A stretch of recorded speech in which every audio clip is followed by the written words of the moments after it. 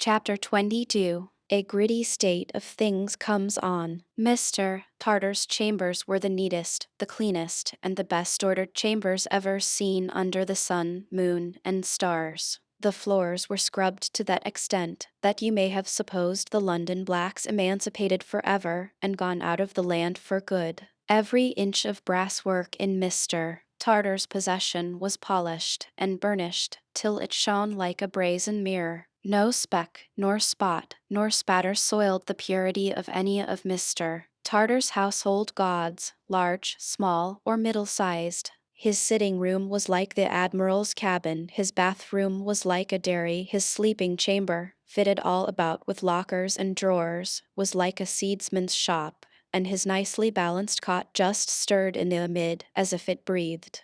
Everything belonging to Mr. Tartar had quarters of its own assigned to it, his maps and charts had their quarters, his books had theirs, his brushes had theirs, his boots had theirs, his clothes had theirs, his case bottles had theirs, his telescopes and other instruments had theirs. Everything was readily accessible. Shelf, bracket, locker, hook, and drawer were equally within reach, and were equally contrived with a view to avoiding waste of room, and providing some snug inches of stowage for something that would have exactly fitted nowhere else. His gleaming little service of plate was so arranged upon his sideboard as that a slack salt spoon would have instantly betrayed itself. His toilet implements were so arranged upon his dressing table as that a toothpick of slovenly deportment could have been reported at a glance. So with the curiosities he had brought home from various voyages, stuffed, dried, repolished, or otherwise preserved, according to their kind, birds, fishes, reptiles, arms, articles of dress, shells, seaweeds, grasses, or memorials of coral reef, each was displayed in its especial place, and each could have been displayed in no better place. Paint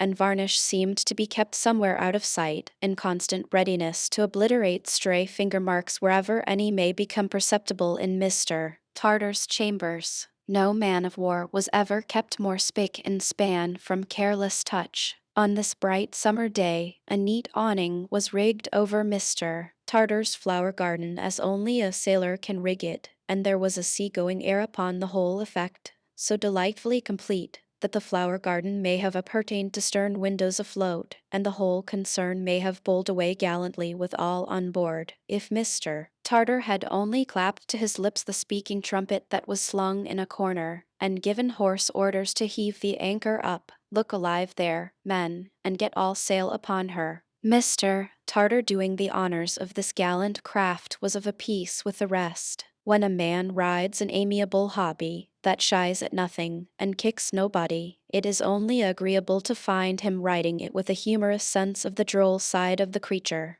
When the man is a cordial and an earnest man by nature, and withal is perfectly fresh and genuine, it may be doubted whether he is ever seen to greater advantage than at such a time. So Rosa would have naturally thought evening if she hadn't been conducted over the ship with all the homage due to the First Lady of the Admiralty, or First Fairy of the Sea, that it was charming to see and hear Mr. Tartar half laughing at, and half rejoicing in, his various contrivances. So Rosa would have naturally thought, anyhow, that the sunburnt sailor showed to great advantage when, the inspection finished, he delicately withdrew out of his admiral's cabin, beseeching her to consider herself its queen, and waving her free of his flower garden with the hand that had had Mr. Crisparkle's life in it. Helena, Helena Landless, are you there? Who speaks to me? Not Rosa. Then a second handsome face appearing. Yes, my darling. Why, how did you come here, dearest? I don't quite know, said Rosa with a blush, unless I am dreaming. Why with a blush? For their two faces were alone with the other flowers. Are blushes among the fruits of the country of the magic beanstalk? I am not dreaming, said Helena, smiling. I should take more for granted if I were. How do we come together, or so near together, so very unexpectedly? Unexpectedly truly, among the dingy gables and chimney-pots of P.J.T. Dot's connection, and the flowers that had sprung from the salt sea. But Rosa, waking, told in a hurry how they came to be together, and all the why and therefore of that matter. And Mr. Crisparkle is here, said Rosa in rapid conclusion, and, could you believe it, long ago he saved his life. I could believe any such thing of Mr. Crisparkle, returned Helena with a mantling face. More blushes in the beanstalk country. Yes, but it wasn't Crisparkle, said Rosa, quickly putting in the correction. I don't understand, love. It was very nice of Mr. Crisparkle to be saved, said Rosa, and he couldn't have shown his high opinion of Mr. Tartar more expressively. But it was Mr. Tartar who saved him. Helena's dark eyes looked very earnestly at the bright face among the leaves, and she asked, in a slower and more thoughtful tone, is Mr. Tartar with you now, dear? No, because he has given up his rooms to me, to us, I mean. It is such a beautiful place. Is it? It is like the inside of the most exquisite ship that ever sailed. It is like a dream, suggested Helena. Rosa answered with a little nod and smelled the flowers. Helena resumed, after a short pause of silence, during which she seemed, or it was Rosa's fancy, to compassionate somebody. My poor Neville is reading in his own room, the sun being so very bright on this side just now. I think he had better not know that you are so near. Oh, I think so too, cried Rosa very readily. I suppose, pursued Helena, doubtfully, that he must know by and by all you have told me, but I am not sure. Ask Mr. Crisparkle's advice, my darling. Ask him whether I may tell Neville as much or as little of what you have told me as I think best. Rosa subsided into her state cabin and propounded the question. The minor canon was for the free exercise of Helena's judgment. I thank him very much, said Helena, when Rosa emerged again with her report. Ask him whether it would be best to wait until any more maligning and pursuing of Neville on the part of this wretch shall disclose itself, or to try to anticipate it. I mean, so far as to find out whether any such goes on darkly about us. The minor canon found this point so difficult to give a confident opinion on, that, after 2 or 3 attempts and failures, he suggested a reference to Mr. Grewgious. Helena acquiescing, he betook himself with a most unsuccessful assumption of lounging indifference across the quadrangle to P.J.T. Dots, and stated it. Mr. Grewgious held decidedly to the general principle that if you could steal a march upon a brigand or a wild beast, you had better do it, and he also held decidedly to the special case that John Jasper was a brigand and a wild beast in combination. Thus advised, Mr. Crisparkle came back again and reported to Rosa, who in her turn reported to Helena. She now steadily pursuing her train of thought at her window, considered upon that. We may count on Mr. Tartar's readiness to help us, Rosa? She inquired. Oh yes, Rosa shyly thought so. Oh yes, Rosa shyly believed she could almost answer for it. But should she ask Mr. Crisparkle? I think your authority on the point as good as his, my dear, said Helena, sedately, and you needn't disappear again for that. Odd of Helena. You see, Neville, Helena pursued after more reflection, knows no one else here. He has not so much as exchanged a word with any one else here. If Mr. Tartar would call to see him openly and often, if he would spare a minute for the purpose, frequently, if he would evening do so, almost daily, something may come of it. Something may come of it, dear, repeated Rosa, surveying her friend's beauty with a highly perplexed face. Something may, if Neville's movements are really watched, and if the purpose really is to isolate him from all friends and acquaintance and wear his daily life out grain by grain, which would seem to be the threat to you. Does it not appear likely, said Helena, that his enemy would in some way communicate with Mr. Tartar to warn him off from Neville, in which case we may not only know the fact, but may know from Mr. Tartar what the terms of the communication were. I see, cried Rosa, and immediately darted into her state cabin again. Soon her pretty face reappeared, with a greatly heightened color, and she said that she had told Mr. Crisparkle, and that Mr. Crisparkle had fetched in Mr. Tartar, and that Mr. Tartar, who is waiting now, in case you want him, added Rosa, with a half look back, and in not a little confusion between the inside of the state cabin and out, had declared his readiness to act as she had suggested, and to enter on his task that very day. "I thank him from my heart," said Helena. "Pray tell him so." Again not a little confused between the flower garden and the cabin, Rosa dipped in with her message, and dipped out again with more assurances from Mr. Tartar, and stood wavering in a divided state between Helena and him, which proved that confusion is not always necessarily awkward, but may sometimes present a very pleasant appearance. "And now, darling," said Helena, "we will be mindful of the caution that has restricted us to this interview for the present, and will part. I hear Neville moving too." "Are you going back to Miss Twinkleton's?" asked Rosa. "Yes.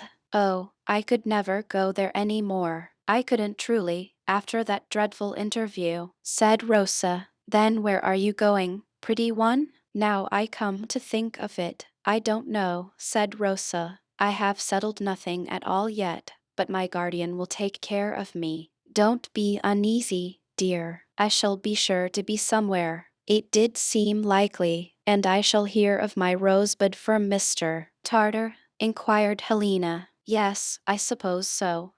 Rosa looked back again in a flutter, instead of supplying the name. "But tell me one thing before we part, dearest Helena. Tell me that you are sure I couldn't help it. Help it, love. Help making him malicious and revengeful. I couldn't hold any terms with him, could I? You know how I love you, darling," answered Helena, with indignation. "But I would sooner see you dead at his wicked feet. That's a great comfort to me. And you will tell your poor brother so, won't you? And you will give him my remembrance and my sympathy. And you will ask him not to hate me," with a mournful shake of the head, as if that would be quite a superfluous entreaty. Helena lovingly kissed her 2 hands to her friend, and her friend's 2 hands were kissed to her, and then she saw a third hand, a brown one, appear among the flowers and leaves, and help her friend out of sight. The refection that Mr. Tartar produced in the Admiral's cabin by merely touching the spring knob of a locker and the handle of a drawer was a dazzling enchanted repast.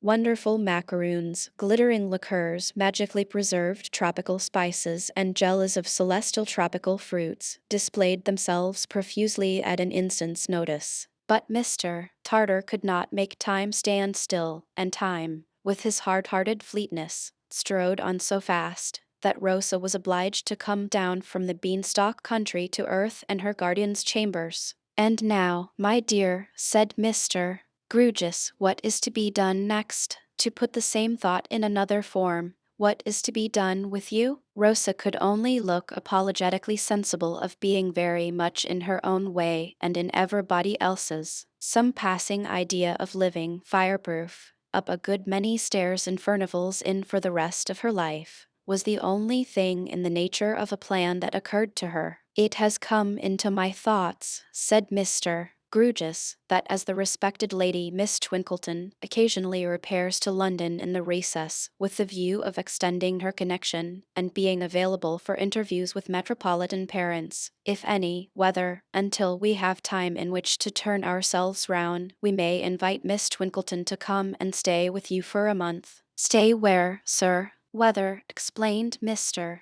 Grewgious, "we may take a furnished lodging in town for a month, and invite Miss Twinkleton to assume the charge of you in it for that period." "And afterwards," hinted Rosa. "And afterwards," said Mr. Grewgious, "we should be no worse off than we are now." "I think that may smooth the way," assented Rosa. "Then let us," said Mr. Grewgious, rising, "go and look for a furnished lodging. Nothing could be more acceptable to me than the sweet presence of last evening for all the remaining evenings of my existence, but these are not fit surroundings for a young lady. Let us set out in quest of adventures and look for a furnished lodging. In the meantime, Mr. Crisparkle here, about to return home immediately, will no doubt kindly see Miss Twinkleton and invite that lady to cooperate in our plan." Mr. Crisparkle, willingly accepting the commission, took his departure. Mr. Grewgious and his ward set forth on their expedition. As Mr. Grugus's idea of looking at a furnished lodging was to get on the opposite side of the street to a house with a suitable bill in the window, and stare at it, and then work his way tortuously to the back of the house, and stare at that, and then not go in, but make similar trials of another house, with the same result. Their progress was but slow. At length he bethought himself of a widowed cousin, divers times removed, of Mr. Bazard's, who had once solicited his influence in the lodger world, and who lived in Southampton Street, Bloomsbury Square. This lady's name, stated in uncompromising capitals of considerable size on a brass door plate, and yet not lucidly as to sex or condition, was Billiken. Personal faintness and an overpowering personal candor were the distinguishing features of Mrs. Billiken's organization. She came languishing out of her own exclusive back parlor, with the air of having been expressly brought to for the purpose, from an accumulation of several swoons. "I hope I see you well, sir," said Mrs. Billiken, recognizing her visitor with a bend. "Thank you, quite well. And you, ma'am?" returned Mr. Grugus. "I am as well," said Mrs.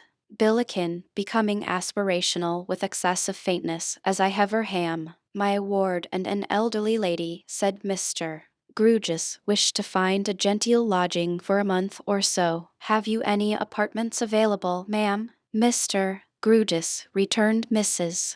Billiken, "I will not deceive you. Far from it. I have apartments available." This with the air of adding, "Convey me to the stake, if you will, but while I live, I will be candid." "And now, what apartments, ma'am?" asked Mr. Grugus cosily, to tame a certain severity apparent on the part of Mrs.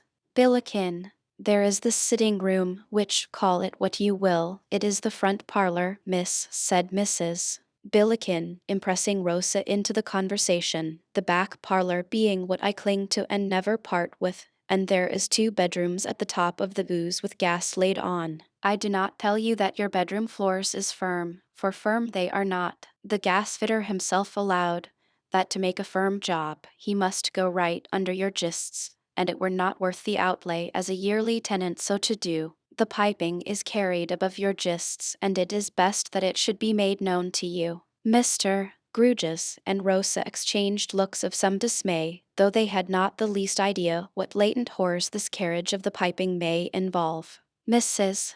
Billiken put her hand to her heart, as having eased it of a load. "Well, the roof is all right, no doubt," said Mr. Grugus, plucking up a little. "Mr. Grugus," returned Mrs.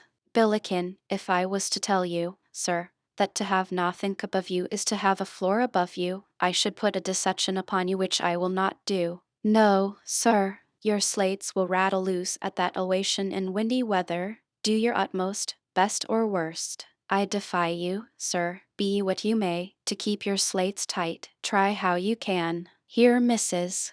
Billiken, having been warm with Mr. Grugus, cooled a little, not to abuse the moral power she held over him. "Consequent," proceeded Mrs.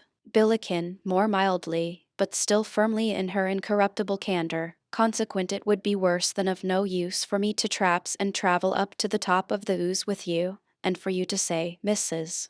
Billiken, what stain do I notice in the ceiling? For a stain I do consider it, and for me to answer, I do not understand you, sir. No, sir, I will not be so underhand. I do understand you before you pint it out. It is the wet, sir. It do come in, and it do not come in. You may lay dry there half your lifetime, but the time will come, and it is best that you should know it, when a dripping sop would be no name for you." Mr. Grugus looked much disgraced by being prefigured in this pickle. "Have you any other apartments, ma'am?" he asked. "Mr. Grugus," returned Mrs. Billiken, with much solemnity, "I have. You ask me have I, and my open and my honest answer air, I have. The first and second floors is vacant and sweet rooms. Come, come, there's nothing against them," said Mr. Grugus, comforting himself. "Mr. Grugus," replied Mrs. Billiken, "pardon me, there is the stairs." Unless your mind is prepared for the stairs, it will lead to inevitable disappointment. You cannot, miss, said Mrs. Billiken, addressing Rosa reproachfully, place a first floor, and far less a second, on the level footing of a parlor. No, you cannot do it, miss. It is beyond your power, and therefore try. Mrs.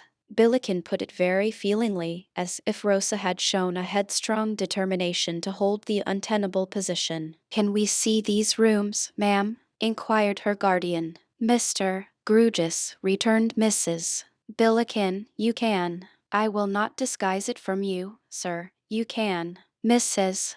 Billiken then sent into her back parlor for her shawl, it being a state fiction, dating from immemorial antiquity, that she could never go anywhere without being wrapped up, and having been enrolled by her attendant, led the way. She made various genteel pauses on the stairs for breath, and clutched at her heart in the drawing-room as if it had very nearly got loose, and she had caught it in the act of taking wing. And the second floor, said Mr. Grugis, on finding the first satisfactory. Mr. Grugis, replied Mrs. Billiken, turning upon him with ceremony, as if the time had now come when a distinct understanding on a difficult point must be arrived at, and a solemn confidence established. The second floor is over this. Can we see that too, ma'am? Yes, sir, returned Mrs. Billiken. It is open as the day. That also proving satisfactory, Mr. Grugis retired into a window with Rosa for a few words of consultation, and then asking for pen and ink, sketched out a line or two of agreement. In the meantime, Mrs. Billiken took a seat and delivered a kind of index to, or abstract of, the general question. 45 per week by the month certain at the time of year, said Mrs.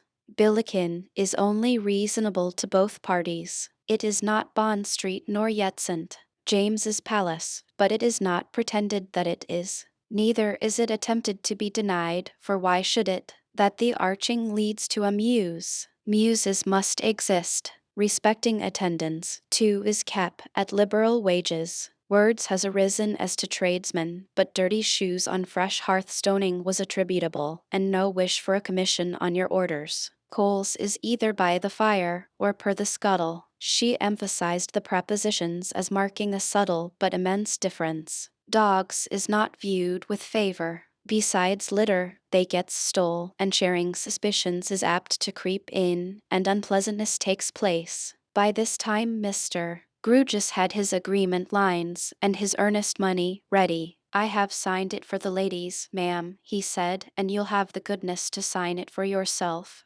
Christian and surname, there, if you please. Mr. Grugis, said Mrs.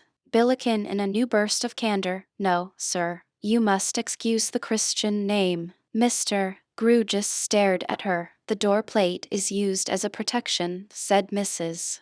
Billiken, and acts as such, and go from it I will not. Mr. Grugis stared at Rosa. No, Mr. Grugis, you must excuse me, so long as this ooze is known indefinite as Billikens, and so long as it is a doubt with the riffraff where Billiken may be hidden, near the street door or down the alley, and what his weight and size, so long I feel safe. But commit myself to a solitary female statement. No, miss. Nor would you for a moment wish, said Mrs. Billiken, with a strong sense of injury, to take that advantage of your sex, if you were not brought to it by inconsiderate example. Rosa, reddening as if she had made some most disgraceful attempt to overreach the good lady, besought Mr. Grugis to rest content with any signature, and accordingly, in a baronial way, the sign manual Billiken got appended to the document. Details were then settled for taking possession on the next day but one, when Miss Twinkleton may be reasonably expected, and Rosa went back to Furnival's Inn on her guardian's arm. Behold Mr. Tartar walking up and down Furnival's Inn, checking himself when he saw them coming, and advancing towards them. It occurred to me, hinted Mr. Tartar, that we may go up the river, the weather being so delicious and the tide serving. I have a boat of my own at the Temple stairs. I have not been up the river for this many a day, said Mr. Grugis, tempted.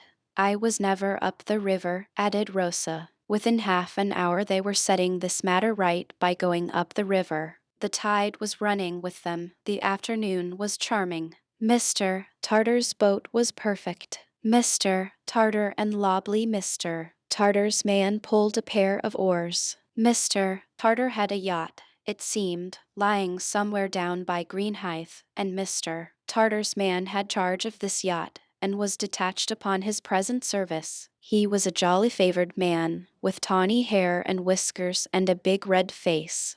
He was the dead image of the sun in old woodcuts, his hair and whiskers answering for rays all around him. Resplendent in the bow of the boat, he was a shining sight, with a man-of-war's man's shirt on or off, according to opinion, and his arms and breast tattooed all sorts of patterns. Lobley seemed to take it easily, and so did Mr. Tartar, yet their oars bent as they pulled, and the boat bounded under them. Mr. Tartar talked as if he were doing nothing, to Rosa who was really doing nothing, and to Mr. Grewgious, who was doing this much that he steered all wrong. But what did that matter, when a turn of Mr. Tartar's skilful wrist, or a mere grin of Mr. Lobley's over the bow, put all to rights? The tide bore them on in the gayest and most sparkling manner, until they stopped to dine in some everlastingly green garden, needing no matter-of-fact identification here, and then the tide obligingly turned, being devoted to that party alone for that day. And as they floated idly among some osier beds, Rosa tried what she could do in the rowing way, and came off splendidly, being much assisted,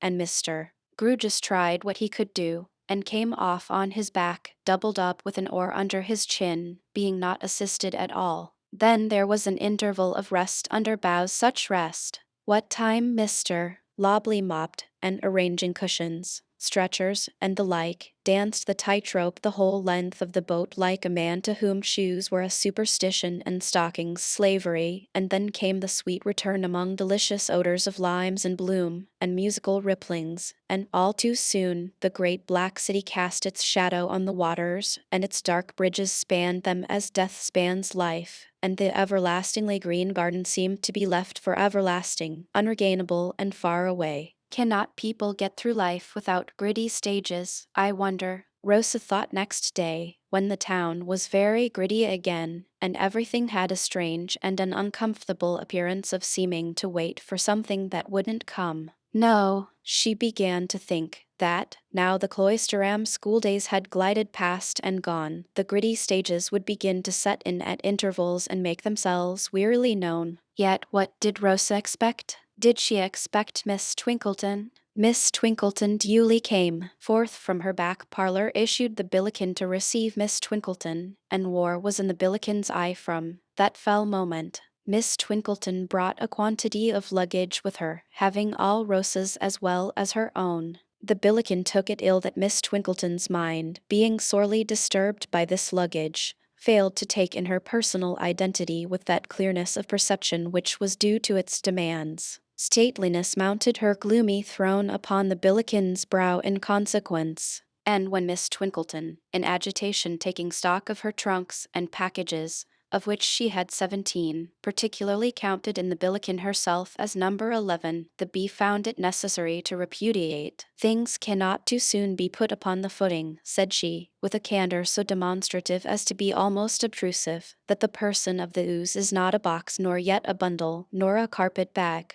No, I am wily obliged to you, Miss Twinkleton, nor yet a beggar." This last disclaimer had reference to Miss Twinkleton's distractedly pressing 2 and 6pence on her, instead of the cabman.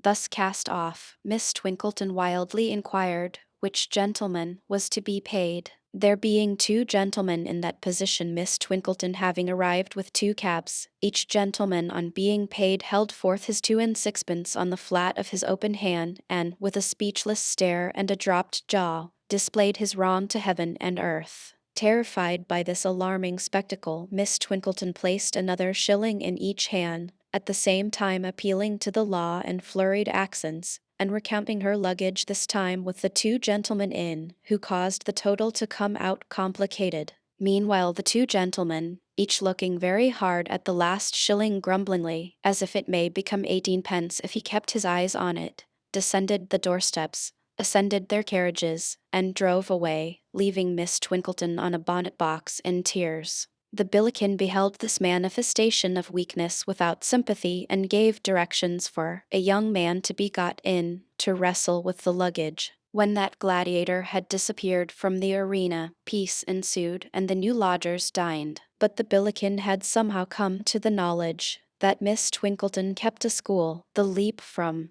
that knowledge to the inference that Miss Twinkleton set herself to teach her something was easy. But you don't do it, soliloquized the Billiken. I'm not your pupil, whatever she, meaning Rosa, may be. Poor thing. Miss Twinkleton, on the other hand, having changed her dress and recovered her spirits, was animated by a bland desire to improve the occasion in all ways and to be as serene a model as possible. In a happy compromise between her two states of existence, she had already become, with her work basket before her, the equably vivacious companion with a slight judicious flavoring of information. When the Billiken announced herself, "I will not hide from you, ladies," said the bee enveloped in the shawl of state, "for it is not my character to hide neither my motives nor my actions, that I take the liberty to look in upon you to express a hope that your dinner was to your liking, though not professed but plain. Still her wages should be a sufficient object to her to stimulate to soar above mere roast and biled."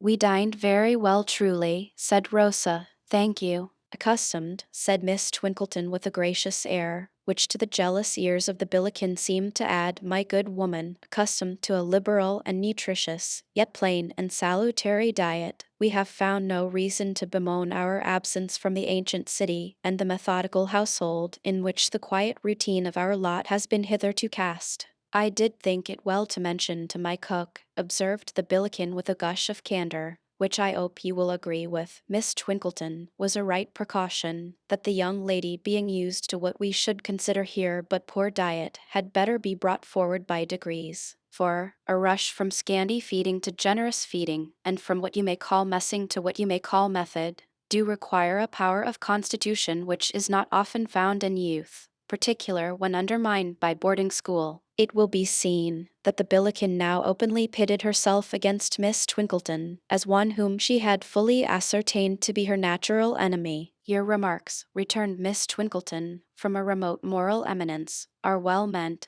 I have no doubt, but you will permit me to observe that they develop a mistaken view of the subject, which can only be imputed to your extreme want of accurate information." "My information," retorted the Billiken, throwing in an extra syllable for the sake of emphasis at once polite and powerful, "my information, Miss Twinkleton, were my own experience, which I believe is usually considered to be good guidance. But whether so or not, I was put in youth to a very genteel boarding school, the mistress being no less a lady than yourself, of about your own age or it may be some years younger, and a poorness of blood flowed from the table which has run through my life." "Very likely," said Miss Twinkleton, still from her distant eminence, "and very much to be deplored. Rosa, my dear, how are you getting on with your work?" "Miss Twinkleton," resumed the Billiken in a courtly manner, before retiring on the int, as a lady should, "I wish to ask of yourself, as a lady, whether I am to consider that my words is doubted."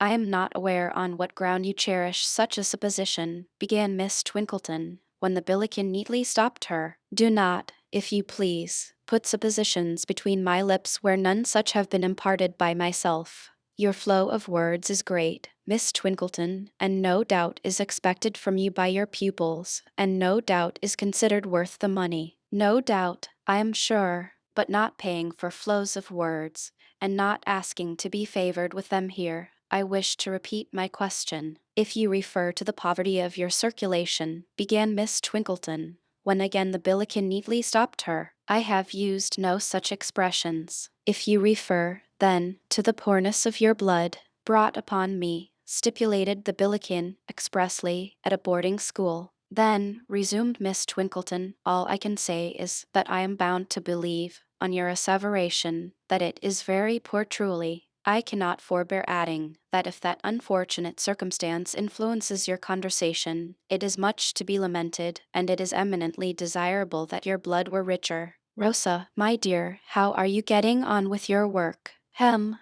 "Before retiring, Miss proclaimed the Billiken to Rosa, loftily cancelling Miss Twinkleton. I should wish it to be understood between yourself and me that my transactions in future is with you alone. I know no elderly lady here, miss, none older than yourself. A highly desirable arrangement, Rosa, my dear, observed Miss Twinkleton. It is not, miss, said the Billiken, with a sarcastic smile, that I possess the mill I have heard of, in which old single ladies could be ground up young. What a gift it would be to some of us, but that I limit myself to you totally. When I have any desire to communicate a request to the person of the house, Rosa, my dear, observed Miss Twinkleton with majestic cheerfulness, I will make it known to you, and you will kindly undertake, I am sure, that it is conveyed to the proper quarter. Good evening, miss, said the Billiken, at once affectionately and distantly. Being alone in my eyes, I wish you good evening with best wishes, and do not find myself drove, I am truly happy to say, into expressing my contempt for an individual, unfortunately for yourself, belonging to you. The Billiken gracefully withdrew with this parting speech, and from that time Rosa occupied the restless position of shuttlecock between these two battledores. Nothing could be done without a smart match being played out. Thus, on the daily arising question of dinner, Miss Twinkleton would say, the three being present together, perhaps, my love, you will consult with the person of the house whether she can procure us a lamb's fry, or, failing that, a roast fowl, on which the Billiken would retort, Rosa not having spoken a word, if you was better accustomed to butcher's meat, miss, you would not entertain the idea of a lamb's fry. Firstly, because lambs has long been sheep, and secondly, because there is such things as killing days, and there is not. As to roast fowls, miss, why you must be quite surfeited with roast fowls, letting alone your buying, when you market for yourself, the agedest of poultry with the scaliest of legs, quite as if you was accustomed to picking 'em out for cheapness. Try a little inwention, miss. Use yourself to keeping a bit. Come now, think of something else. To this encouragement, offered with the indulgent toleration of a wise and liberal expert, Miss Twinkleton would rejoin, reddening, or, my dear, you may propose to the person of the house a duck. Well, miss, the Billiken would exclaim, still no word being spoken by Rosa, you do surprise me when you speak of ducks, not to mention that they are getting out of season and very dear. It really strikes to my heart to see you have a duck, for the breast, which is the only delicate cuts in a duck, always goes in a direction which I cannot imagine where, and your own plate comes down so miserably skin and bony. Try again, miss. Think more of yourself and less of others. A dish of sweetbreads now, or a bit of mutton, something at which you can get your equal chance. Occasionally the game would wax very brisk truly, and would be kept up with a smartness rendering such an encounter as this quite tame, but the Billiken almost invariably made by far the higher score, and would come in with side hits of the most unexpected and extraordinary description, when she seemed without a chance. All this did not improve the gritty state of things in London, or the air that London had acquired in Rosa's eyes of waiting for something that never came. Tired of working and conversing with Miss Twinkleton, she suggested working and reading, to which Miss Twinkleton readily assented as an admirable reader of tried powers. But Rosa soon made the discovery that Miss Twinkleton didn't read fairly. She cut the love scenes, interpolated passages in praise of female celibacy, and was guilty of other glaring pious frauds. As an instance in point, take the glowing passage, "Ever dearest and best adored," said Edward, clasping the dear head to his breast, and drawing the silken hair through his caressing fingers, from which he suffered it to fall like golden rain. "Ever dearest and best adored, let us fly from the unsympathetic world and the sterile coldness of the stony-hearted, to the rich warm paradise of trust and love." Miss Twinkleton's fraudulent version tamely ran thus: "Ever engaged to me with the consent of our parents on both sides, and the approbation of the silver-haired rector of the district," said Edward, respectfully raising to his lips the taper fingers so skillful in embroidery, tambour, crochet, and other truly feminine arts. "Let me call on your papa before tomorrow's dawn has sunk into the west, and propose a suburban establishment, lowly it may be, but with a narrower means, where he will be always welcome as an evening guest, and where every arrangement shall invest economy and constant interchange of scholastic acquirements with the attributes of the ministering angel to domestic bliss. As the days crept on and nothing happened, the neighbors began to say that the pretty girl at Billikens, who looked so wistfully and so much out of the gritty windows of the drawing-room, seemed to be losing her spirits. The pretty girl may have lost them but for the accident of lighting on some books of voyages and sea adventure. As a compensation against their romance, Miss Twinkleton, reading aloud, made the most of all the latitudes and longitudes, bearings, winds, currents, offsets, and other statistics which she felt to be none the less improving because they expressed nothing whatever to her, while Rosa, listening intently, made the most of what was nearest to her heart. Chapter 23. The Dawn Again. Although Mr. Crisparkle and John Jasper met daily under the cathedral roof, nothing at any time passed between them having reference to Edwin Drood. After the time, more than half a year gone by, when Jasper mutely showed the minor canon the conclusion and the resolution entered in his diary, it is not likely that they ever met, though so often, without the thoughts of each reverting to the subject. It is not likely that they ever met, though so often, without a sensation on the part of each that the other was a perplexing secret to him. Jasper as the denouncer and pursuer of Neville Landless, and Mr. Crisparkle as his consistent advocate and protector, must at least have stood sufficiently in opposition to have speculated with keen interest on the steadiness and next direction of the other's designs. But neither ever broached the theme. False pretense not being in the minor canon's nature, he doubtless displayed openly that he would at any time have revived the subject,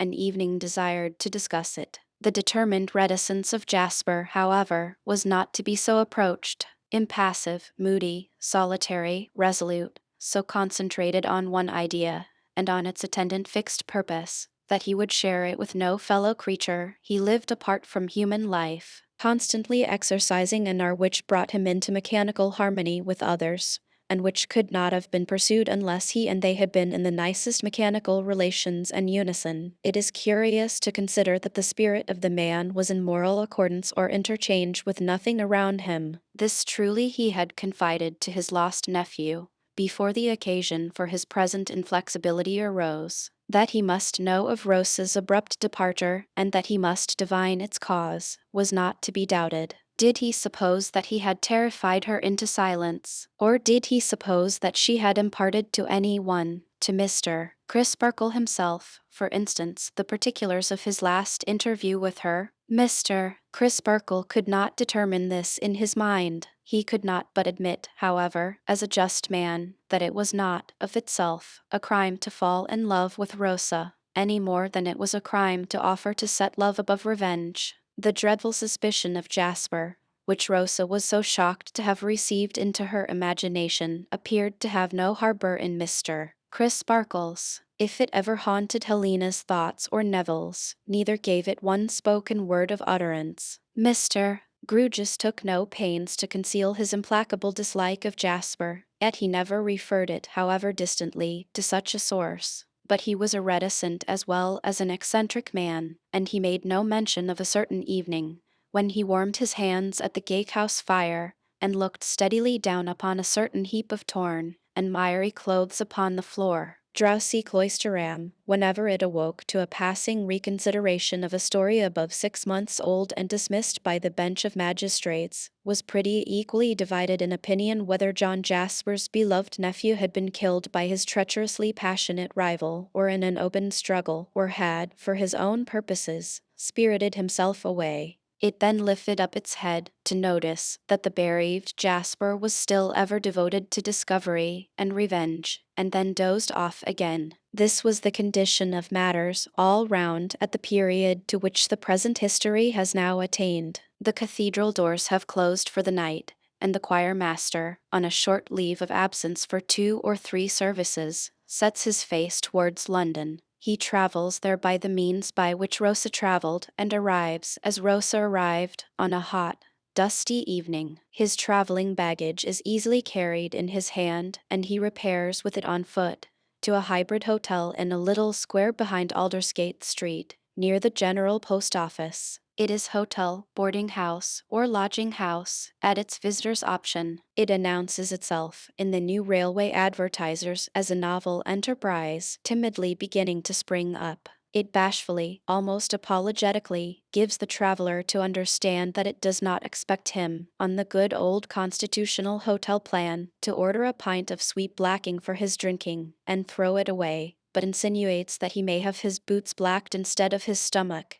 and maybe also have bed, breakfast, attendance, and a porter up all night, for a certain fixed charge. From these and similar premises, many true Britons in the lowest spirits deduce that the times are levelling times, except in the article of high roads, of which there will shortly be not one in England. He eats without appetite, and soon goes forth again. Eastward and still eastward through the stale streets he takes his way, until he reaches his destination, a miserable court, specially miserable among many such. He ascends a broken staircase, opens a door, looks into a dark stifling room, and says, "Are you alone here?" "Alone, dearie. Worse luck for me, and better for you," replies a croaking voice. Come in, whoever you be. I can't see you till I light a match, yet I seem to know the sound of your speaking. I'm acquainted with you, ain't I? Light your match, and try." "So I will, dearie, so I will,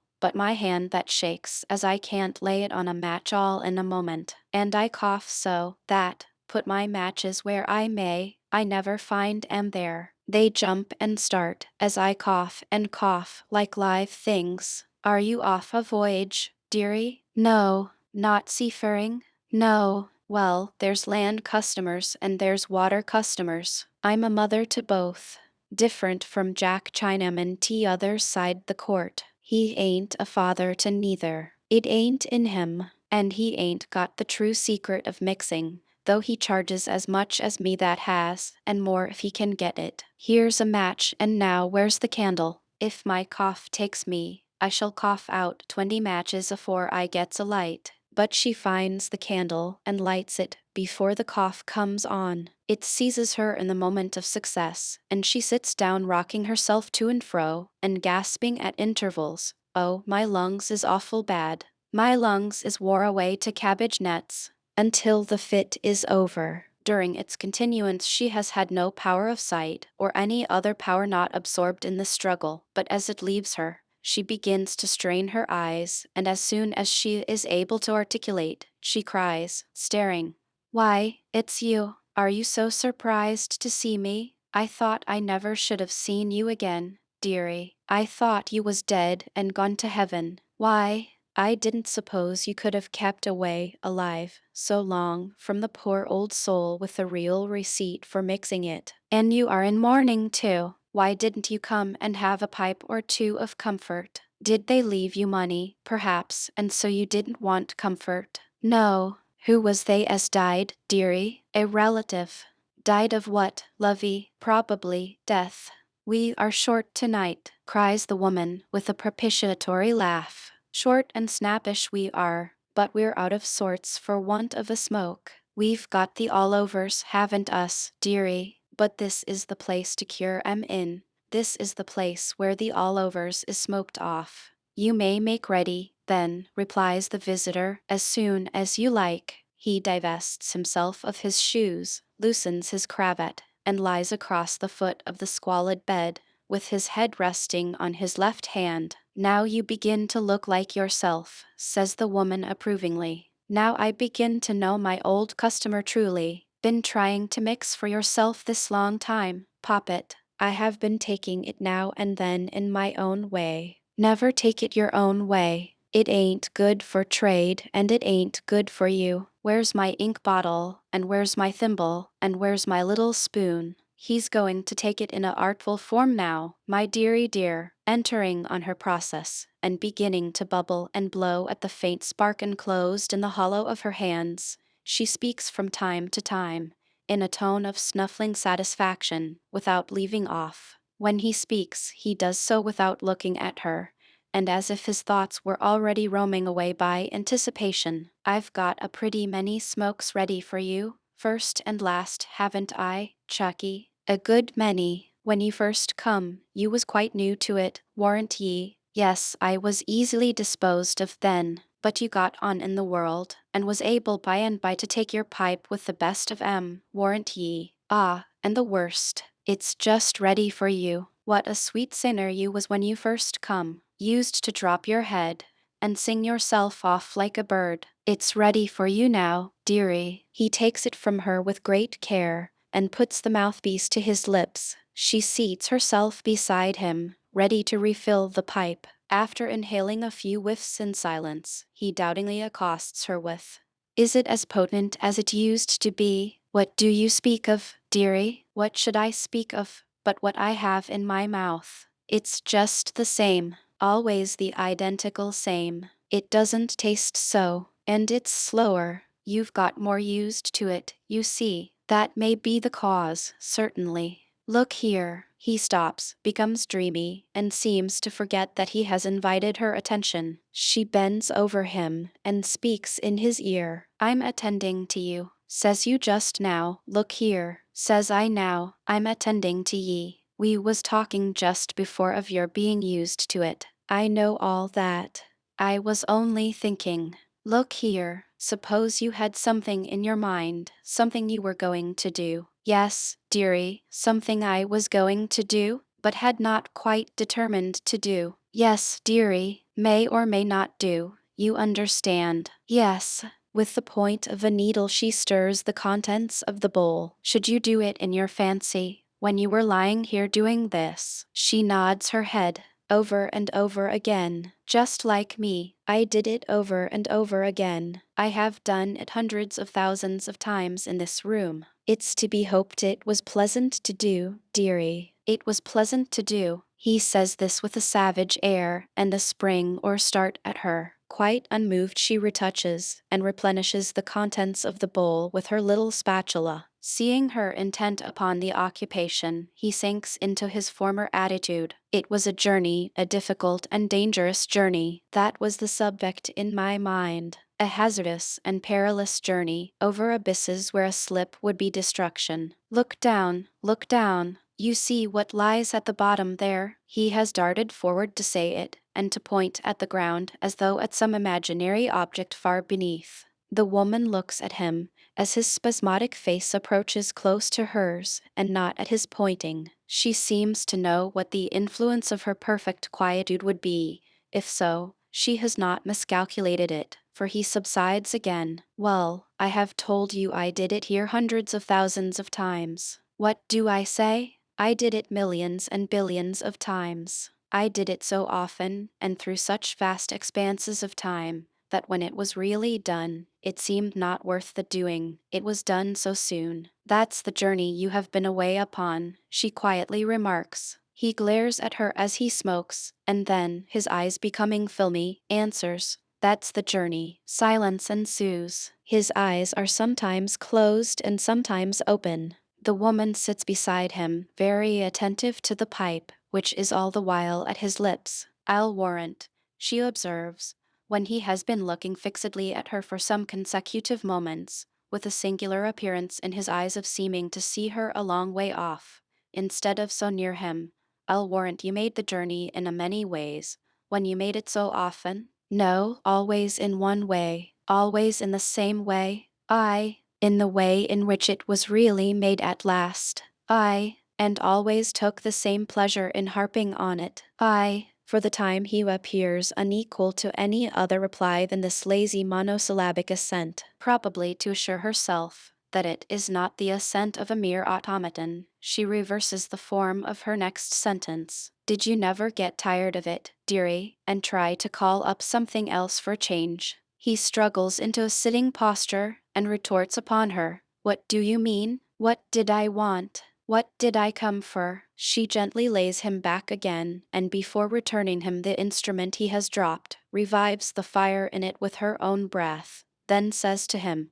coaxingly, "Sure, sure, sure. Yes, yes, yes. Now I go along with you. You was too quick for me. I see now. You come o' purpose to take the journey. Why, I may have known it, through its standing by you so." He answers first with a laugh, and then with a passionate setting of his test. Yes, I came on purpose. When I could not bear my life, I came to get the relief, and I got it. It was one. It was one. This repetition with extraordinary vehemence and the snarl of a wolf. She observes him very cautiously, as though mentally feeling her way to her next remark. It is, there was a fellow traveler, dearie. Ha, ha, ha. He breaks into a ringing laugh, or rather yell. To think, he cries, how often fellow traveler, and yet not know it. To think how many times he went the journey, and never saw the road. The woman kneels upon the floor, with her arms crossed on the coverlet of the bed, close by him, and her chin upon them. In this crouching attitude she watches him. The pipe is falling from his mouth. She puts it back, and laying her hand upon his chest, moves him slightly from side to side. Upon that he speaks as if she had spoken. Yes, I always made the journey first, before the changes of colors and the great landscapes and glittering processions began. They couldn't begin till it was off my mind. I had no room till then for anything else. Once more he lapses into silence. Once more she lays her hand upon his chest, and moves him slightly to and fro, as a cat may stimulate a half-slain mouse. Once more he speaks as if she had spoken. What? I told you so. When it comes to be real at last, it is so short that it seems unreal for the first time. Hark! Yes, dearie, I'm listening. Time and place are both at hand. He is on his feet, speaking in a whisper, and as if in the dark. Time, place, and fellow traveler, she suggests, adopting his tone and holding him softly by the arm. How could the time be at hand unless the fellow traveler was? Hush! The journey's made. It's over. So soon? That's what I said to you. So soon. Wait a little. This is a vision. I shall sleep it off. It has been too short and easy. I must have a better vision than this. This is the poorest of all. No struggle, no consciousness of peril, no entreaty, and yet I never saw that before. With a start. Saw what, dearie? Look at it. Look what a poor, mean, miserable thing it is. That must be real. It's over. He has accompanied this incoherence with some wild meaning gestures, but they trail off into the progressive inaction of stupor, and he lies a log upon the bed. The woman, however, is still inquisitive. With a repetition of her cat-like action she slightly stirs his body again and listens, stirs again and listens, whispers to it and listens. Finding it past all rousing for the time, she slowly gets upon her feet, with an air of disappointment, and flicks the face with the back of her hand in turning from it. But she goes no further away from it than the chair upon the hearth. She sits in it, with an elbow on one of its arms, and her chin upon her hand, intent upon him. I heard ye say once, she croaks under her breath, I heard ye say once, when I was lying where you're lying, and you were making your speculations upon me, unintelligible, I heard you say so of two more than me. But don't ye be too sure always, don't be ye too sure, beauty, unwinking, cat-like, and intent, she soon adds, not so potent as it once was. Ah, perhaps not at first. You may be more right there. Practice makes perfect. I may have learned the secret how to make ye talk, dearie. He talks no more, whether or no, twitching in an ugly way from time to time, both as to his face and limbs. He lies heavy and silent. The wretched candle burns down. The woman takes its expiring end between her fingers, lights another at it, crams the guttering frying morsel deep into the candlestick, and rams it home with the new candle, as if she were loading some ill-savored and unseemly weapon of witchcraft. The new candle in its turn burns down, and still he lies insensible. At length what remains of the last candle is blown out, and daylight looks into the room. It has not looked very long, when he sits up, chilled and shaking, slowly recovers consciousness of where he is, and makes himself ready to depart. The woman receives what he pays her with a grateful, bless ye, dearie, and seems, tired out, to begin making herself ready for sleep as he leaves the room. But seeming may be false or true. It is false in this case, for, The moment the stairs have ceased to creak under his tread, she glides after him, muttering emphatically, "I'll not miss ye twice." There is no egress from the court but by its entrance. With a weird peep from the doorway, she watches for his looking back. He does not look back before disappearing. With a wavering step, she follows him, peeps from the court, sees him still faltering on without looking back, and holds him in view. He repairs to the back of Aldersgate Street, where a door immediately opens to his knocking. She crouches in another doorway, watching that one, and easily comprehending that he puts up temporarily at that house. Her patience is unexhausted by hours. For sustenance she can, and does, buy bread within 100 yards and milk as it is carried past her. He comes forth again at noon, having changed his dress, but carrying nothing in his hand and having nothing carried for him. He is not going back into the country, therefore, just yet. She follows him a little way, hesitates, instantaneously turns confidently, and goes straight into the house he has quitted. Is the gentleman from Cloisterham indoors? Just gone out. Unlucky. When does the gentleman return to Cloisterham? At 6 this evening. Bless ye and thank ye. May the Lord prosper a business where a civil question, evening from a poor soul, is so civilly answered. I'll not miss ye twice,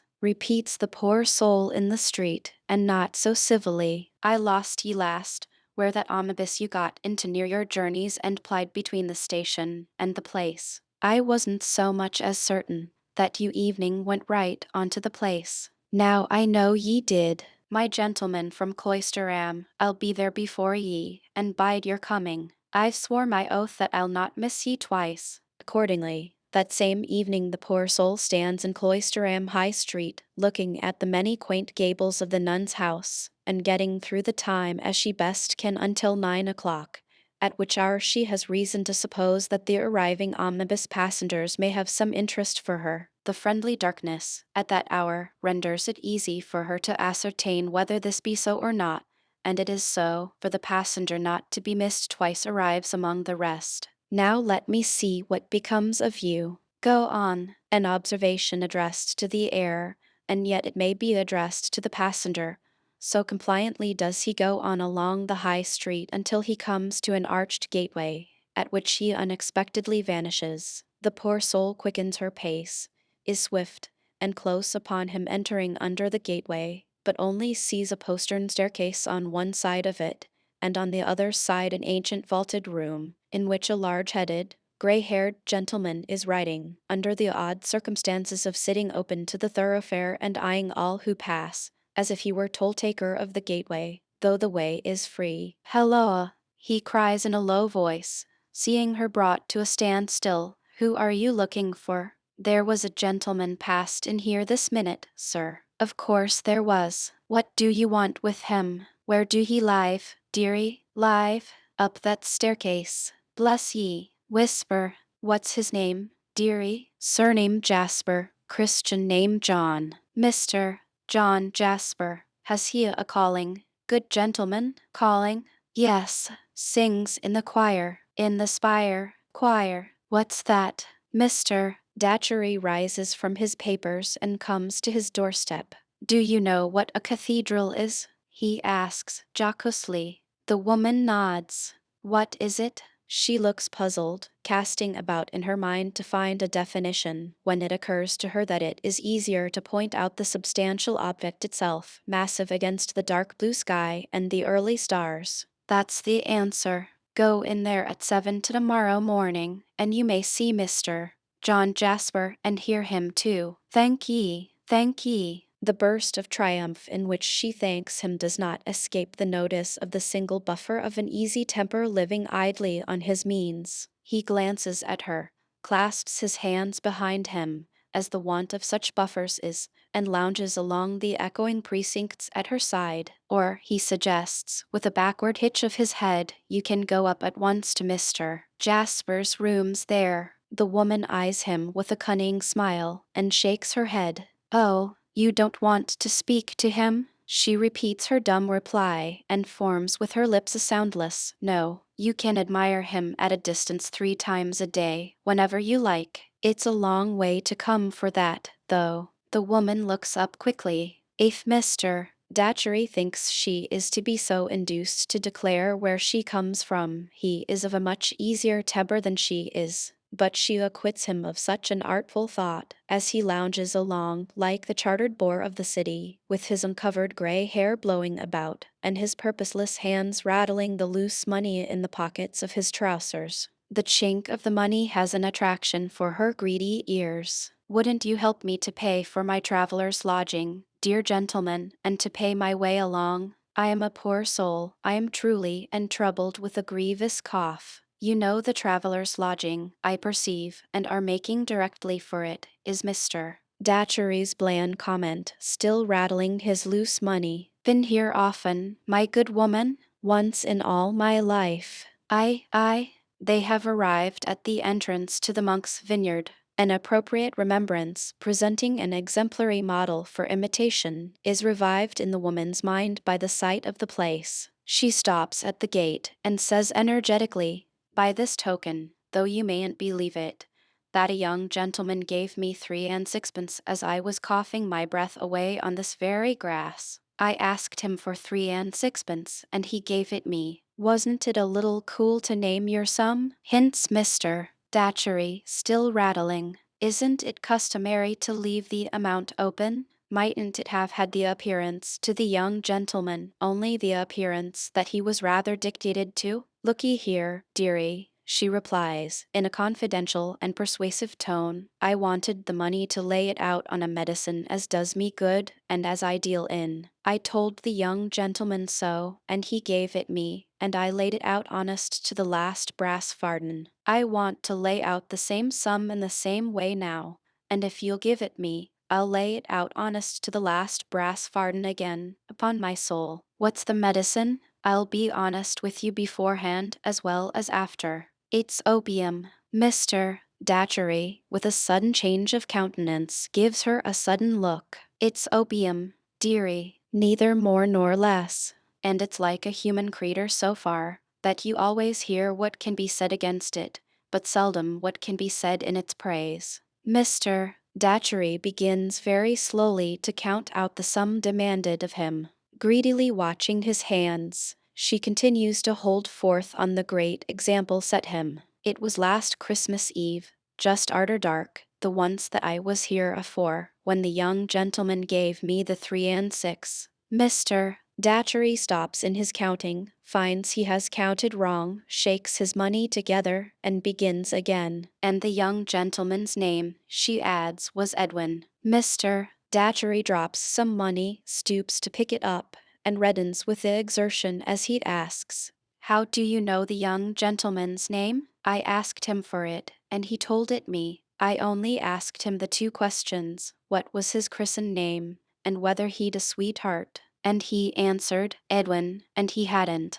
Mr. Datchery pauses with the selected coins in his hand, rather as if he were falling into a brown study of their value, and couldn't bear to part with them. The woman looks at him distrustfully, and with her anger brewing for the event of his thinking better of the gift, but he bestows it on her as if he were abstracting his mind from the sacrifice, and with many servile thanks she goes her way. John Jasper's lamp is kindled, and his lighthouse is shining when Mr. Datchery returns alone towards it, as mariners on a dangerous voyage, approaching an iron-bound coast, may look along the beams of the warning light to the haven lying beyond it that may never be reached. So Mr. Datchery's wistful gaze is directed to this beacon and beyond. His object in now revisiting his lodging is merely to put on the hat which seems so superfluous an article in his wardrobe. It is 10:30 by the cathedral clock when he walks out into the precincts again. He lingers and looks about him, as though the enchanted hour when Mr. Durdles may be stoned home having struck, he had some expectation of seeing the imp who is appointed to the mission of stoning him. In effect, that power of evil is abroad. Having nothing living to stone at the moment, he is discovered by Mr. Datchery in the unholy office of stoning the dead through the railings of the churchyard. The imp finds this a relishing and piquing pursuit, firstly, because their rest in place is announced to be sacred, and secondly, because the tall headstones are sufficiently like themselves. on their beat in the dark, to justify the delicious fancy that they are hurt when hit. Mr. Datchery hails with him, halloa, winks. He acknowledges the hail with, halloa, Dick, their acquaintance seemingly having been established on a familiar footing. But, I say, he remonstrates, don't yer go making my name public. I never means to plead to no name, mind yer. When they says to me in the lock-up, going to put me down in the book, what's your name? I says to them, find out. Likewise when they says, what's your religion? I says, find out. Which, it may be observed in passing, it would be immensely difficult for the state, however statistical, to do. Asides which, adds the boy, there ain't no family of Winkses. I think there must be. Yer lie, there ain't. The travelers give me the name on account of my getting no settled sleep, and being knocked up all night, by which I gets one eye roused open afore I've shut the other. That's what winks means. Deputy's the nighest name to indict me by, but yer wouldn't catch me pleading to that, neither. Deputy be it always, then. We two are good friends, Deputy? Jolly good. I forgave you the debt you owed me when we first became acquainted, and many of my sixpences have come your way since, Deputy? Ah, and what's more, yer ain't no friend o' Jarsper's. What did he go histing me off my legs for? What truly? But never mind him now. A shilling of mine is going your way tonight, Deputy. You have just taken in a lodger I have been speaking to, an infirm woman with a cough. Puffer, assents Deputy, with a shrewd leer of recognition, and smoking an imaginary pipe, with his head very much on one side and his eyes very much out of their places. Hopium Puffer. What is her name? Royal Highness the Princess Puffer. She has some other name than that. Where does she live? Up in London. Among the Jacks. The sailors. I said so, Jacks, and chainer men, and other knifers. I should like to know, through you, exactly where she lives. All right. Give us old. A shilling passes, and in that spirit of confidence which should pervade all business transactions between principles of honor, this piece of business is considered done. But here's a lark, cries Deputy. Where did yer think Royal Highness is goin' to tomorrow morning? Blessed if she ain't goin' to the Kin Friederel. He greatly prolongs the word in his ecstasy, and smites his leg, and doubles himself up in a fit of shrill laughter. How do you know that, Deputy? 'Cause she told me so just now. She said she must be hup and hout o' purpose. She says, Deputy, I must ave a early wash, and make myself as swell as I can, for I'm goin' to take a turn at the Kin Friederel. He separates the syllables with his former zest, and, not finding his sense of the ludicrous sufficiently relieved by stamping about on the pavement, breaks into a slow and stately dance, perhaps supposed to be performed by the Dean. Mr. Datchery receives the communication with a well-satisfied though pondering face, and breaks up the conference, returning to his quaint lodging, and sitting long over the supper of bread and cheese and salad and ale which Mrs. Tope has left prepared for him. He still sits when his supper is finished. At length he rises, throws open the door of a corner cupboard, and refers to a few uncouth chalked strokes on its inner side. I like, says Mr. Datchery, the old tavern way of keeping scores, illegible except to the score not committed, the score debited with what is against him. Ha, a very small score this, a very poor score. He sighs over the contemplation of its poverty, takes a bit of chalk from one of the cupboard shelves, and pauses with it in his hand, uncertain what addition to make to the account. I think a moderate stroke, he concludes, is all I am justified in scoring up, so suits the action to the word, closes the cupboard, and goes to bed. A brilliant morning shines on the old city. Its antiquities and ruins are surpassingly beautiful, with the lusty ivy gleaming in the sun, and the rich trees waving in the balmy air. Changes of glorious light from moving boughs, songs of birds, scents from gardens, woods, and fields, or, rather, from the one great garden of the whole cultivated island in its yielding time, penetrate into the cathedral, subdue its earthy odor, and preach the resurrection and the life. The cold stone tombs of centuries ago grow warm, and flecks of brightness dart into the sternest marble corners of the building, fluttering their like wings. Comes Mr. Tope with his large keys, and yawningly unlocks and sets open. Come Mrs. Tope and attendant sweeping sprites. Come, in due time, organist and bellows boy, peeping down from the red curtains in the loft, fearlessly flapping dust from books up at that remote elevation, and whisking it from stops and pedals. Come sundry rooks, from various quarters of the sky, back to the great tower, who may be presumed to enjoy vibration, and to know that bell and organ are going to give it them. Come a very small and straggling congregation truly, chiefly from Minor Canon Corner and the precincts. Come Mr. Crisparkle, fresh and bright, and his ministering brethren not quite so fresh and bright. Come the choir in a hurry, always in a hurry, and struggling into their nightgowns at the last moment, like children shirking bed, and comes John Jasper leading their line. Last of all comes Mr. Datchery into a stall, one of a choice empty collection very much at his service, and glancing about him for Her Royal Highness the Princess Puffer. The service is pretty well advanced before Mr. Datchery can discern Her Royal Highness, but by that time he has made her out, in the shade. She is behind a pillar, carefully withdrawn from the choir master's view, but regards him with the closest attention. All unconscious of her presence, he chants and sings. She grins when he is most musically fervid, and, yes, Mr. Datchery sees her do it, shakes her fist at him behind the pillar's friendly shelter. Mr. Datchery looks again, to convince himself. Yes, again, as ugly and withered as one of the fantastic carvings on the under brackets of the stall seats, as malignant as the evil one, as hard as the big brass eagle holding the sacred books upon his wings, and, according to the sculptor's representation of his ferocious attributes, not at all converted by them. She hugs herself in her lean arms, and then shakes both fists at the leader of the choir. And at that moment, outside the grated door of the choir, having eluded the vigilance of Mr. Tope by shifty resources in which he is an adept, Deputy peeps, sharp-eyed, through the bars, and stares astounded from the threatener to the threatened. The service comes to an end, and the servitors disperse to breakfast. Mr. Datchery accosts his last new acquaintance outside, when the choir, as much in a hurry to get their bedgowns off, as they were but now to get them on, have scuffled away. Well, mistress, good morning. You have seen him? I've seen him, dearie, I've seen him. And you know him? Know him. Better far than all the reverend parsons put together know him. Mrs. Tope's care has spread a very neat, clean breakfast ready for her lodger.